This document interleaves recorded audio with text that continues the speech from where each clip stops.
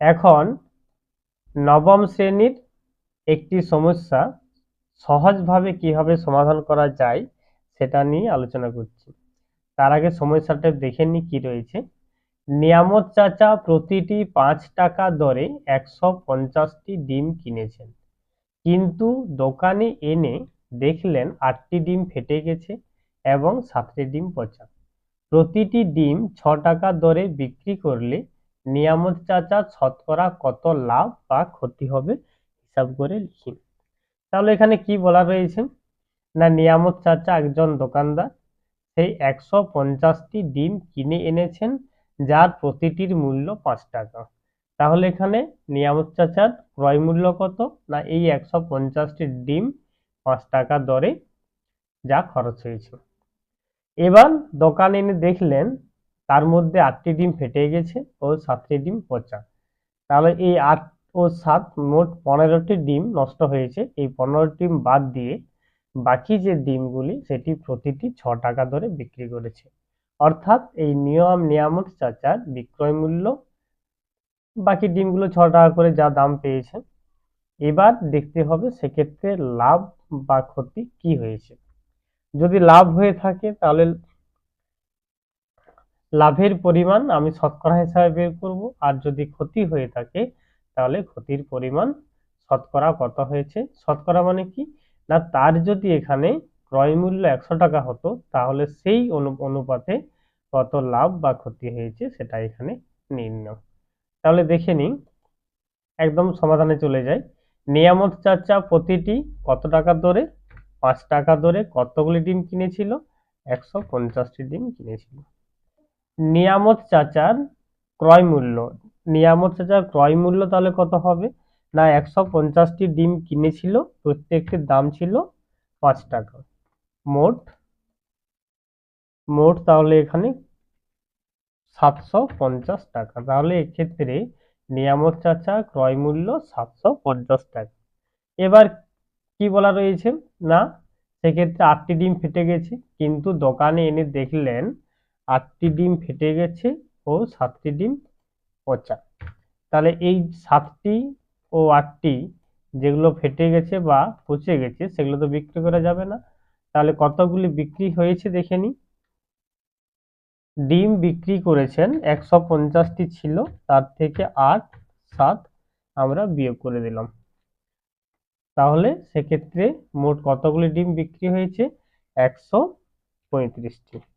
তাহলে নিয়ামত চাচা শুধুমাত্র 135টি ডিম বিক্রি করেছে। এবার এই প্রতিটি ডিম ঠিক কত টাকা করে বিক্রি করা হয়েছে না, প্রত্যেকটি 6 টাকা, 6 টাকা ধরে বিক্রি করা হয়েছে। তাহলে ডিমের বিক্রয় মূল্য কত, 135টি ডিম, প্রতিটি ডিম কত টাকা করে বিক্রি করা হয়েছে, 6 টাকা করে। তাহলে এক্ষেত্রে নিয়ামত চাচার বিক্রয় মূল্য কত হবে, 6 5 30, 3 810 টাকা, টোটাল 810 টাকা নিয়ামত চাচার বিক্রয় মূল্য। তাহলে এক্ষেত্রে আমরা দেখতে পাচ্ছি 750 টাকা ছিল ক্রয় মূল্য, বিক্রয় মূল্য 810 টাকা। তাহলে এক্ষেত্রে লাভ হয়েছে। তাহলে নিয়ামত চাচার ডিম বিক্রি করে লাভ হয়েছে কত, 810 টাকা বিক্রয় মূল্য। সেক্ষেত্রে আমরা ক্রয় মূল্য 750 টাকা বিয়োগ করে দিচ্ছি। তাহলে মোট এক্ষেত্রে লাভ হয়েছে 60 টাকা। তাহলে তার লাভ হয়েছে 60 টাকা। তাহলে এক্ষেত্রে আমরা ছকের সাহায্যে চলে যাই। আমরা এটাকে গণিতের ভাষায় যদি প্রকাশ করি তাহলে সেক্ষেত্রে কি হবে, 750 টাকা ছিল নিয়ামত চাচার ক্রয় মূল্য, আর সেক্ষেত্রে লাভ হয়েছে 60 টাকা। এবার যেহেতু শতকরা লাভ প্রয়োজন, তাহলে এক্ষেত্রে আমরা যদি 100 টাকা তার ক্রয় মূল্য হতো তাহলে লাভের পরিমাণ কত হবে সেটা এখানে নির্ণয়। তাহলে আমরা ছকের সাহায্যে করে নিয়েছি গণিতের ভাষায়।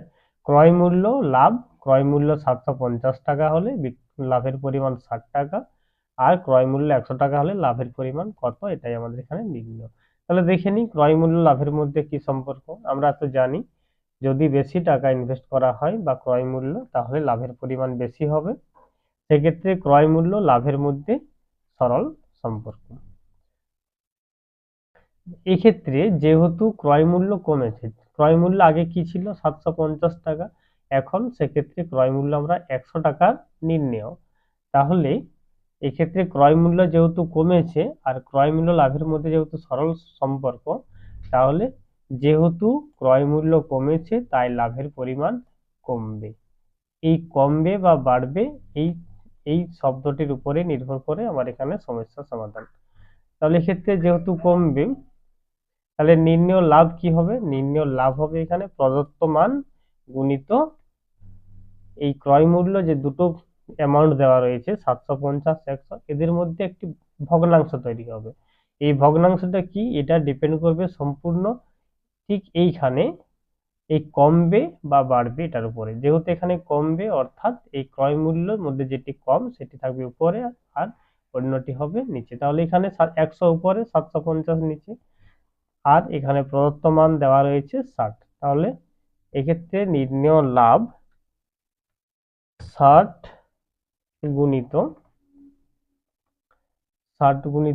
যেহেতু এখানে কমবে তাহলে এক্ষেত্রে নিচে হবে 750 আর উপরে হবে 100। তাহলে এটাকে আমরা দেখে নেব। এক্ষেত্রে এটাকে লঘিষ্ঠ করে আমার এখানে উত্তর কি হচ্ছে। প্রথমেই আমরা একটা শূন্য কেটে নিচ্ছি, একটা শূন্য কেটে 60 শূন্য 75 শূন্য।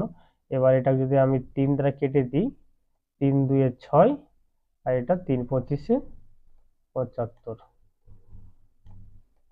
এবার 25 কে 25, 4 25 100। তাহলে এক্ষেত্রে নির্ণেয় লাভ কি হয়েছে? নির্ণেয় লাভ হয়েছে ক্ষেত্রে 8 টাকা। নির্ণেয় লাভ এক্ষেত্রে হয়েছে 4 2 8 টাকা। তাহলে নিয়ামত চাচার ডিম বিক্রি করে লাভ হয়েছে কত? 8 টাকা। এই 8 টাকাটা কিসের ক্ষেত্রে? 100 টাকার ক্ষেত্রে। তাহলে এক্ষেত্রে 8%। 8%। আশা করি এক্ষেত্রে এটা বোঝার আর অসুবিধা হবে না। নিয়ামত চাচা ডিম বিক্রি করে লাভ হয়েছে 8%।